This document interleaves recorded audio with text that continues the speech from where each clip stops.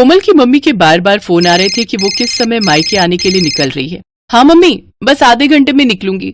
वही 1.5-2 घंटे लगेंगे गुरुग्राम पहुंचने में। रास्ते में बहुत जाम मिलता है, तो मेट्रो से आ जा। मम्मी वो अटैची और बैग भी है ना, इसलिए मैंने कैब कर ली है। आप टेंशन मत लो, मैं आ जाऊंगी। ठीक है कोमल, आ जाना टाइम से, मैं खाना तैयार रखूंगी। कोमल फोन पर कुछ और कहती, उससे पहले ही फोन कट गया। कोमल मायके जाने की तैयारी करने लगती है।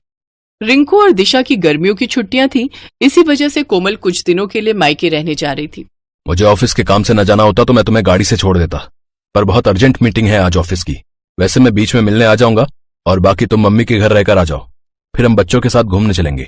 कोमल खुश थी कि वो बहुत दिनों बाद मायके रहने जा रही है। बच्चों के स्कूल और कामों की वजह से कोमल बहुत कम मायके रहने जा पाती थी।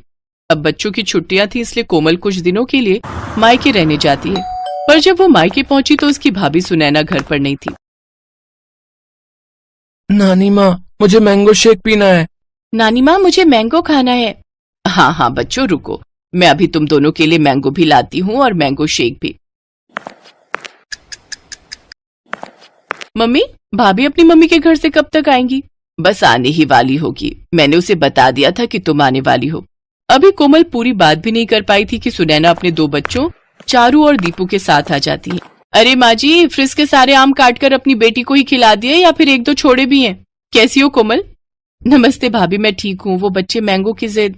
हाँ हाँ, आम का सीजन है और बच्चे अपने मामा के घर आए तो आम तो खाएंगे ही ना। ये देखो, मम्मी ने पके हुए बढ़िया दशहरी आम खाने को दिए, पूरे 5 किलो हैं। अब देख लो, पिछली गली में मेरा घर है, फिर भी मम्मी पापा मुझे सामान देते ही रहते हैं। मैं भी कुछ न कुछ ले जाती रहती हूँ, कभी खाली हाथ नहीं जाती। सुनैना, कोमल भी आम और लीची लेकर आई है, फ्रिज में रख दिए हैं।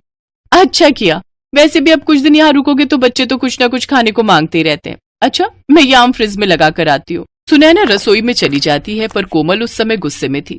मम्मी, यही वजह है कि मैं यहाँ आना पसंद नहीं करती हूँ। मेरा तो मन ही नहीं था कि मैं इस बार छुट्टियों में मायके आऊँ। सुधीर तो बोल भी रहे थे कि कहीं घूमने चलते हैं। मैंने ही उन्हें मना कर दिया कि नहीं, पहले मैं कुछ दिन मम्मी के घर जाकर आऊंगी, इसके बाद घूमने जाएंगे। बहुत बड़ी गलती कर दी जो मैं यहाँ आ गई। अगर भाभी का यही रवैया रहा ना तो मैं फिर कभी नहीं आऊंगी मायके। अरे सुनैना की बातों पर ध्यान मत दिया कर, वो ऐसी ही है। उसे समझ नहीं है कि कब क्या बोलना चाहिए। और ये घर मेरा है, तेरी माँ का है। अभी क्योंकि मैं जिंदा हूँ इसलिए तू अपनी माँ के घर आई है, आराम से रह। आज तेरे पापा जिंदा होते तो तेरे आने पर पलके बिछा देते। कोमल देखती है उसकी माँ की आंखों में आंसू आ जाते हैं, इसलिए कोमल उस समय चुप हो जाती है और बात को बदल देती।